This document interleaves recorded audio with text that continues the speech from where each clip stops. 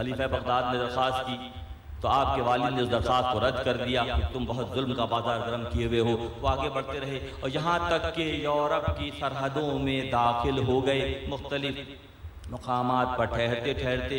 اور خونیہ کا جو اس وقت کا حاکم تھا علاء الدین کی اقبال، اس نے حضرت مولانا کے والد گرامی کی خدمت میں حاضر ہو کر یہ عرض کی کہ بلائے مہربانی آپ میرے ہاں ٹھہرنے کا انتظام کریں. غالباً اللہ کی بھی مرضی یہی تھی کہ بلخ کہاں ہے افغانستان میں اور خونیہ کہاں ہے یورپ کی سرحدوں میں. تو حضرت مولانا کی پوسٹنگ جو ہے اللہ کی جانب سے یورپ کی سرحدوں میں اس لیے ہو رہی ہے کہ جدید ذہن کے وہ تمام سوالات جو کوئی اور دے نہیں پاتا حضرت مولانا نے پیش کی.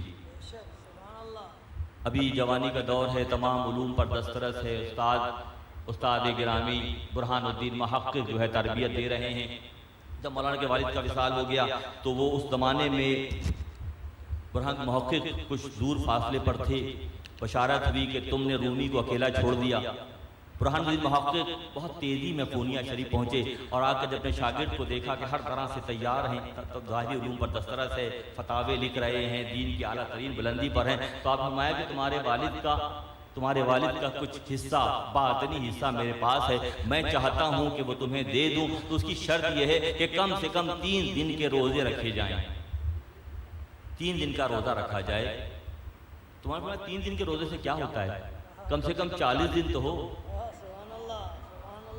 ریاضتوں مجاہدوں کی کیفیت دیکھیے کہ استاد محترم فرما رہے ہیں کہ 3 دن کی محنت کر لو، بہت کچھ حصے میں آ جائے گا. تو شاگرد کیسا ہے؟ کہتا ہے 3 دن میں کیا ہوگا؟ 40 چلہ تو پورا کریں.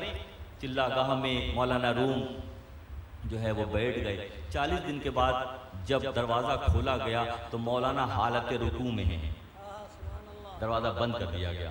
پھر 40 دن کے بعد دوبارہ دروازہ کھولا گیا تو مولانا سجدے میں ہیں.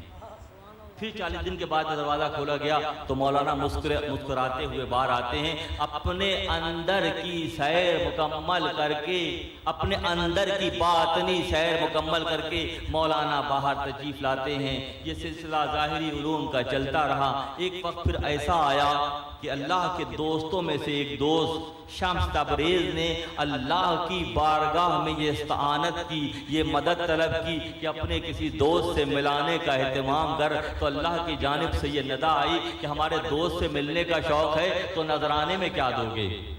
نذرانے میں کیا دو گے؟ تو شمس تبریز جو کہ شمس پرندہ مشہور ہیں. معاملہ یہ ہے کہ حجرے کرائے پر لیتے ہیں، مجاہدے اور ریاضتوں کا سلسلہ ہے. اللہ کی تجلیات کا ایک لامتناہی سلسلہ شمس تبریز کے سینے میں موجزن ہے. تو اللہ کے کسی دوست سے ملنے کا اشتیاق بھی ہے کہ ملنے کی خواہش ہے ہمارے دوست سے، تو نذرانہ کیا دو گے؟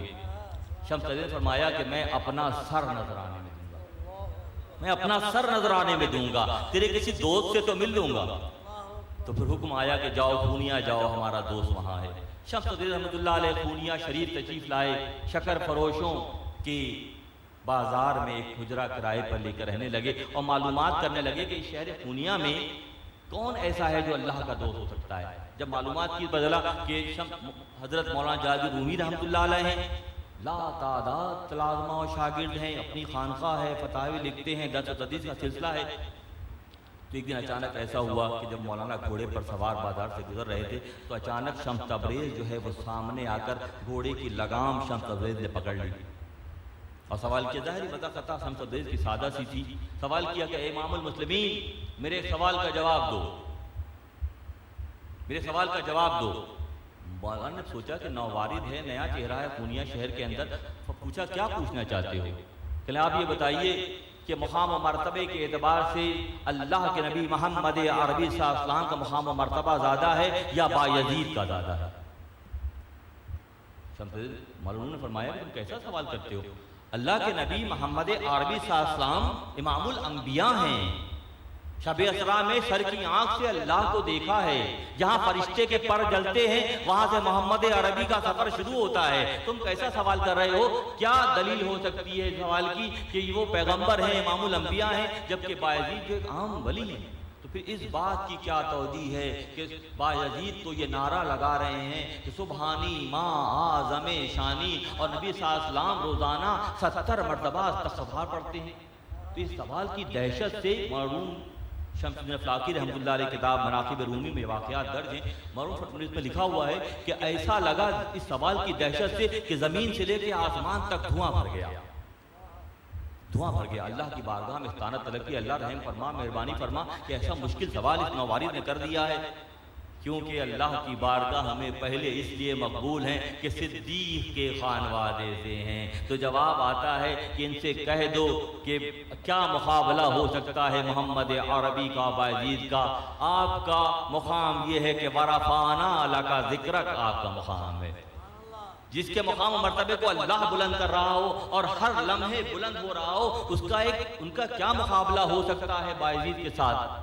جب آپ اوپر کی سطح پر اوپر کی منزل پر جاتے ہیں تو نیچے کی منزل کو دیکھ کر استغفار پڑھتے ہیں، اور بایزید کا معاملہ یہ ہے کہ ان کا پیالہ بھر کر چھلک گیا، سبحانی ما اعظم شانی کا نعرہ لگایا۔ جب یہ جواب حضرت مولانا نے دیا تو اب وقت تھا شمس تبریز کے غش کھا کر گرنے کا، چکرا کر گر گئے۔